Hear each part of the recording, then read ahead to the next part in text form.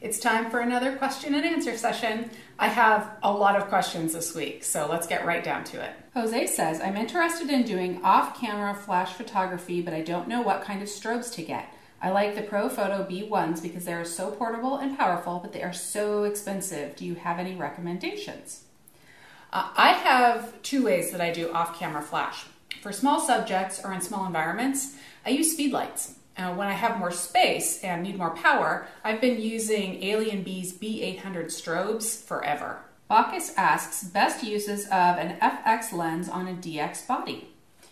Well, what you lose in terms of wide angle when shooting FX on a DX body, you gain in terms of reach. For example, the 70-200 f2.8 on a body like my D300S here turns into a real telephoto shooting machine. Also, don't let people tell you that aperture or some sort of equivalent aperture changes when shooting an FX lens on a DX body. That aperture is exactly the same. Do depth of field characteristics change with distance to the subject though? Sure, but f2.8 on FX is f2.8 on DX. Ken asks, do you think the extra cost for the D810 is worth it above the D800? I don't see how the normal photographer would. Well, the D810 is an update. A few things here and there that are new, but a great shot with one will be a great shot with the other. And Ken asks another question. What's happened to Raymond? Nothing seen or heard of late. His inputs are well received. Well, Ken, no worries. He's right here in this small box. Hey, Raymond. Hello, buddy. No worries. I'll let you out soon. Carlos says Nikon D810 or Canon 5D3. I don't know. They're both great. Look at the overall system, lenses, prices, etc. But what's really important is to try each one out. For me, I can pick up two different cameras from different brands, and usually one speaks to me. Doug asks, any thoughts on small mobile hard drives for creating a copy of SD cards in the field? I see WD has one with Wi-Fi, but it's a bit pricey. Hard drives, regular moving parts hard drives, in the field, it scares me a bit. SSD options are becoming more prevalent, but in laptops and as external drives. There are also various devices out there, like this RAV Power 5-in-1, that can copy from an SD card to any USB storage device. There are lots of good options. My second copy in the field, it's usually on my laptop. Justin says, question, will you marry me? Taking a virtual knee. Oh, well, Justin, I'm touched. But this is all just happening so fast. It's really nice of you to ask and all, but I need a little more time. Stephen asks, what type of road bike do you ride, and do you also mountain bike? I have a felt tri-bike and an old KHS road bike, which lives on my trainer. And I have a cheap and fun GT mountain bike that has actually hit some surprisingly tough sections of the Arizona Trail without letting me down a bit.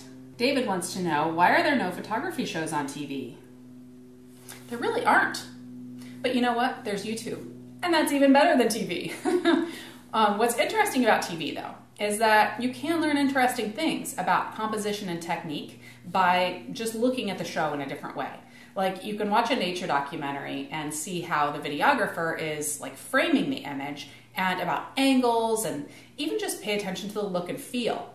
These shows, they aren't going to tell you how to specifically set your, the technical aspects of your camera, but there are plenty of things that you can still learn just from any TV show. John asks, have you been to Canada to take a photo? If so, where have you been? Not yet, but I would love to visit. Where should I go? Now for Saul, who says, what's your favorite holiday and time of year? My favorite holiday. All of them? I don't know if I have a favorite, but maybe the end of year holiday season. I do love it when the weather starts to cool down, and I feel like I get to spend quality time with good food and good family. Stephen asks, does it bother you when readers answer questions meant for you? Not at all. We're a pretty happy, helping community, and as much as I try, I can't get to all the questions. One thing to remember, though, is that when someone answers a question, even if it's me, that's one source, and it's usually an opinion. Unlike many of the other photo bloggers or YouTubers out there, I'm simply going to tell you what works for me, and not how you should set your camera or what you should buy, or because how you set your camera a certain way that you did it wrong. And a different Steven says, hi again, I sent you a PM, Nikon 70-200 f2.8 or 70-200 f4. I know what you think about the 2.8, but was wondering if you have had the chance to review the f4. Keep up the good work. I will. I did respond to your message, Stephen, but I'll answer it again for everyone. They're both good lenses. The wider aperture ability of the f2.8 right here is particularly great for darker stuff, but the f4 version, it's good for most circumstances and for traveling lighter. Plus, it's less expensive. Now for Kevin, who has two questions. The first one is, I recently read an article in an acting publication about a top headshot photographer stating how he likes to use a lot of sexual jokes to lighten the mood or release nerves the model might have. What are your thoughts of this approach?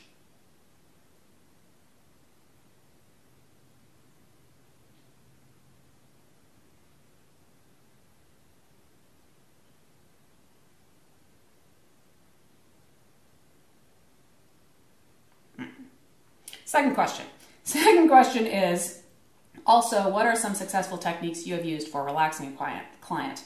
Or what have photographers said to you to make you feel more comfortable? Two things, smiling and talking. And that's it. I love to, have a chance before shooting to chat for a minute, but I definitely continue to ask them questions and get them talking a little bit just during the session. I also share a little bit about me, and in the end, I want us to part as friends rather than photographer and client. And I know that really sounds cheesy, but it's the truth. I'm not thinking like I need to keep talking to get this person to relax. It's not a technique, like you said.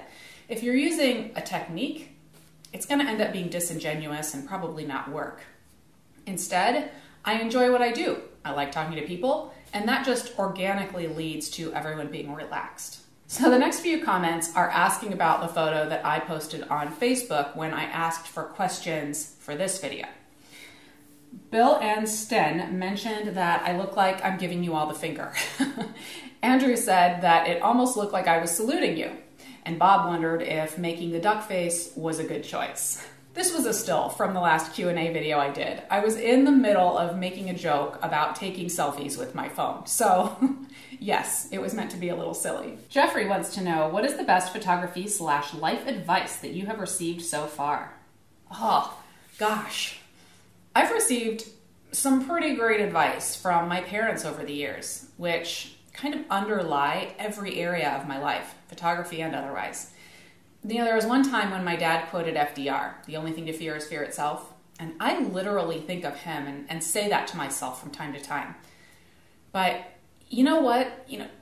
My parents always said things like, you can do anything you set your mind to, or we don't quit, talking about our family. I mean, every single morning before school, my mom would say, make it a good day, with a big smile. And I feel like I took all of that for granted until I was an adult and realized how all of those little sayings, they really shaped how I see the world and how I approach everything from problems to successes. John asks, have you ever been to the mining town of Vulture? I watched a documentary on TV. It looked really interesting and would be a fantastic opportunity for a photo shoot. If you would go, also, how do you choose where you go for your photo shoots? Okay, so that's two questions. Number one, I've been through the Vulture area around there, and you can definitely see some cool stuff from the road, but I definitely would like to spend some more time there with my camera in my hand. And how do I choose places to go where I take photos? I'm everywhere. I'm always looking around for my next place. If I hear something from you guys or I see something online or anything, I do a lot of research about different places around in my area and beyond. And I guess that's how I find places to go. I'm just always looking around for cool places. Pierce has two questions. One, question. Opinion on Nikon D5200. Good camera. I'm not in love with the flippy screen thing. In the same price range, I would look at the D3300 instead. And then his second question is another question, any upcoming contests? I do run contests sometimes. They're a lot of work, but it's worth it. It's challenging for me though, because I don't think of one image as better than another, just different. So I do try to find clever ways to award prizes without trying to engage in the silly exercise to rank artwork compared to other artwork. To answer your question though, I don't have any planned, at least for right now. Curtis says, thanks for answering my last question. Do you have any tips for me getting into HDR photography? Like when I use it, I'm pretty new to it. Thanks. Or like when to use it. I'm pretty new to it. Well, you're welcome, Curtis, for answering your questions. Thank you for asking. As for HDR, there are so many different tutorials and techniques for it. There's in-camera, multi-camera, layering different exposures from a single raw image. There's HDR that looks punchy and surreal. There's HDR that kind of makes the image more the way the eye sees it.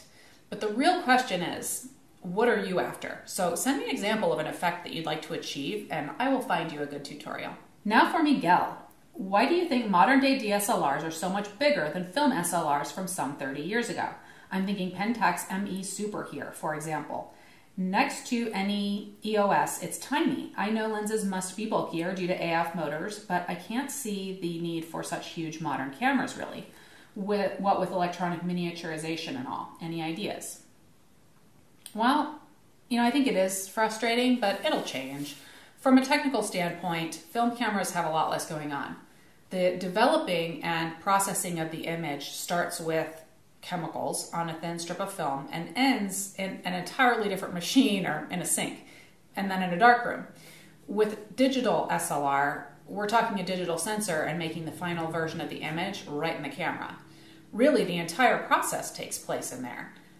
Sony, with the Alpha 7 cameras though, is proving that great full-frame results can come in small packages.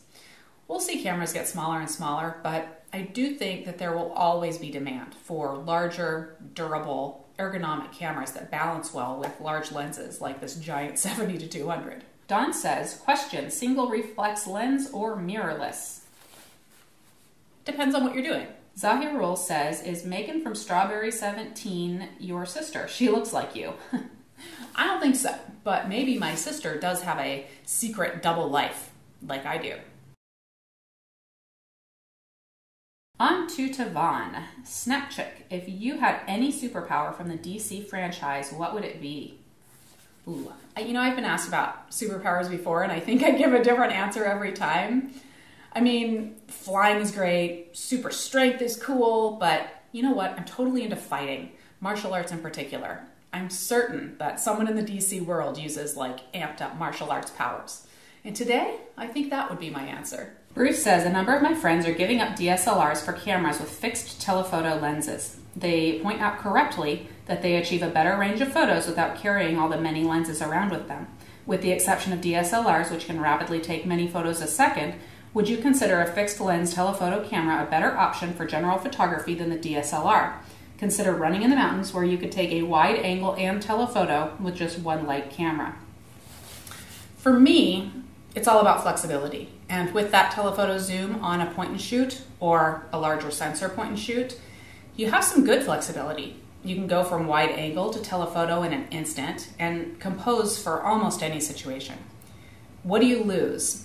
For me, the answer is primes. I get my sharpest, punchiest images from prime lenses. I can shoot them at wide apertures when needed, and the detail, down to the pixel level, is superb. Is that always needed? No. I have 2 point and shoot zooms that I work with, and even when I'm not and I'm toting more gear around, often the point and shoot could have helped me achieve similar images with less baggage. Tori says, question, if you could have any book instantly memorized cover to cover, which book would you choose and why?